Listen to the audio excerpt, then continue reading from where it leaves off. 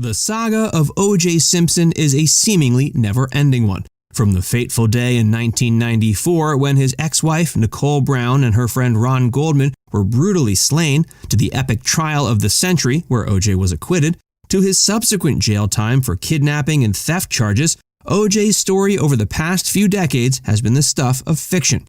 And of course, O.J. would have us all believe that his involvement in the murders was fiction as well.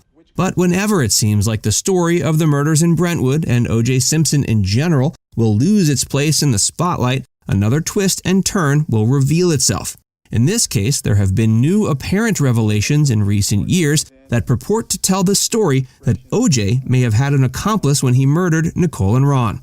And yes, we're aware he was acquitted of the murder, so you can assume that whenever we refer to O.J. as having done it, we mean allegedly. Join Facts First as we present O.J. Simpson's murder accomplice takes his story public. In the years since O.J. Simpson was arrested and tried for murdering 2 people in Brentwood, California, he's hardly kept a low profile. In fact, he managed to get actually convicted of a different crime and serve time in jail more recently. After holding several people hostage in a Vegas hotel in 2007, trying to get back memorabilia that had been stolen from him, Simpson was convicted of multiple felonies. These included kidnapping, assault, and robbery.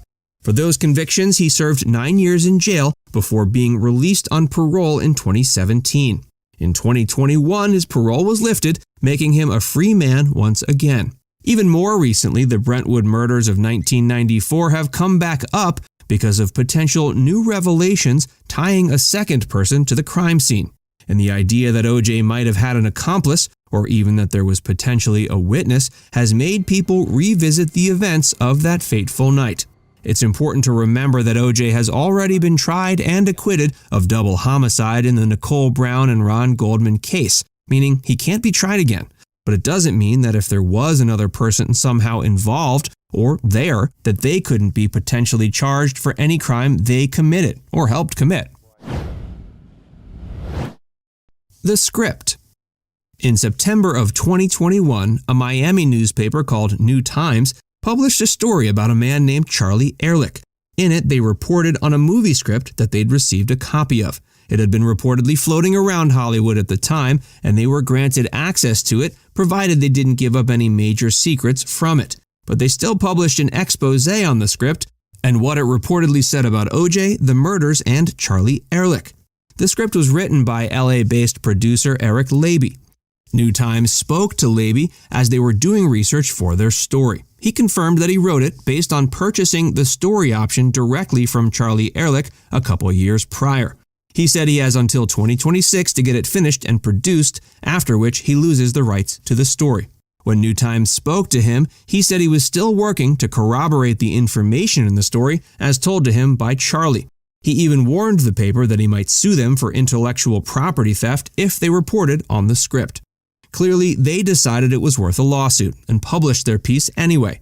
It told the tale of Charlie Erick, a friend and associate of O.J.'s, as being not only with him on the night of the murders, but also potentially being a part of the crime. And while there hasn't been any confirmation of the allegation, the script does go into plenty of detail in recounting what potentially happened. Who is Charlie Erick? Charlie Erick is a former drug trafficker who's based out of Miami. He has also long been the manager of Dean's Gold, a strip club in North Miami Beach. Currently, he's involved in the social media and marketing of the club. And while some aspects of the script in question are in dispute, there are some aspects of his life that have been verified as fact.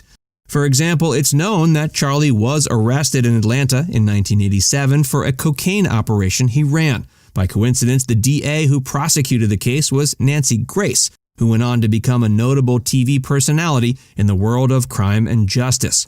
Grace even talked about Charlie's case in her book, Objection, and labeled him a major distributor of drugs in the city. She elaborated that not only was he a major dealer, but a dangerous man to boot. She said that when cops entered his apartment, they discovered it was wired so that Charlie would know if anyone, including cops, ever tried to enter, and that among other things, the cops found a silencer in his closet. Grace convinced the jury that Charlie was guilty, and he ended up in prison. He served just over 7 years of a 27-year sentence. What's also known is that Charlie was a close confidant of O.J. Simpson.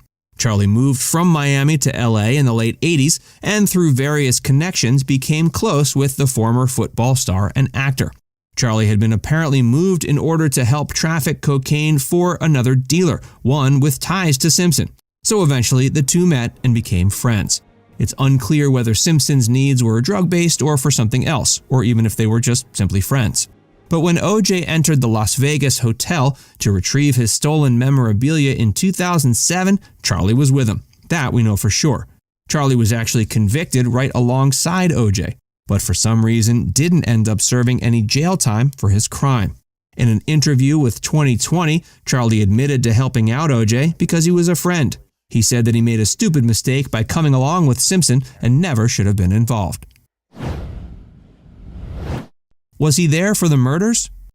According to the script written by Leiby, which is called Juiced, Charlie was most definitely there on the night Nicole and Ron were murdered.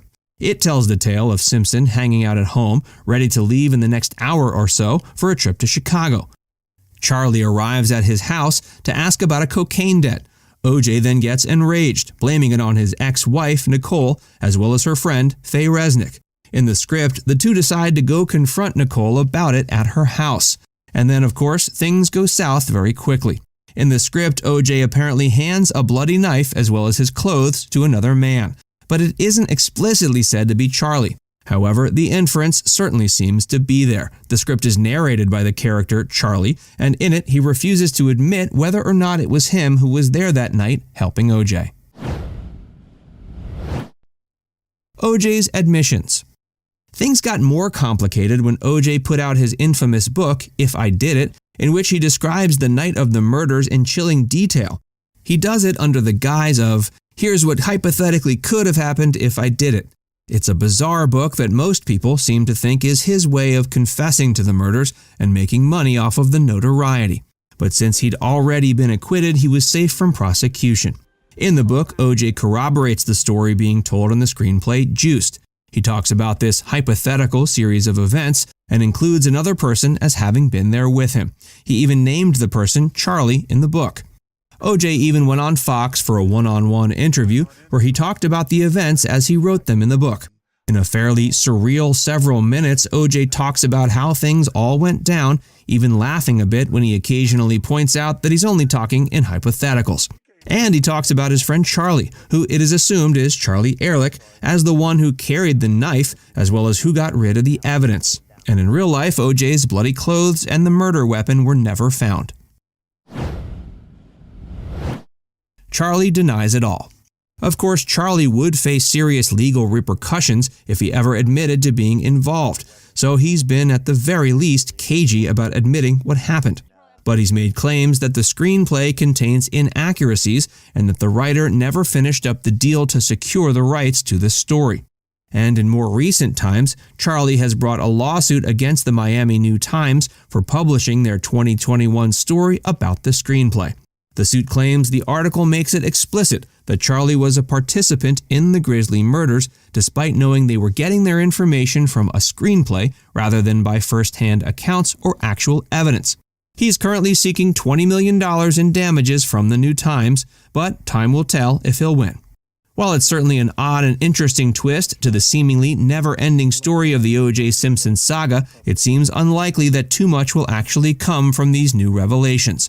A private investigator took a deep dive into the story and found there was enough corroborating evidence that police might feel compelled to revisit the case, but that also seems unlikely.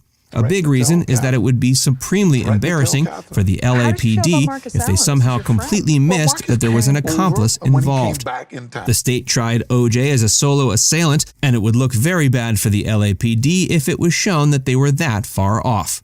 So the odds of the case being reopened are pretty slim. Now it's time to hear from you. Do you think O.J. had help when he allegedly murdered Nicole Brown and Ron Goldman? Let us know in the comments section below.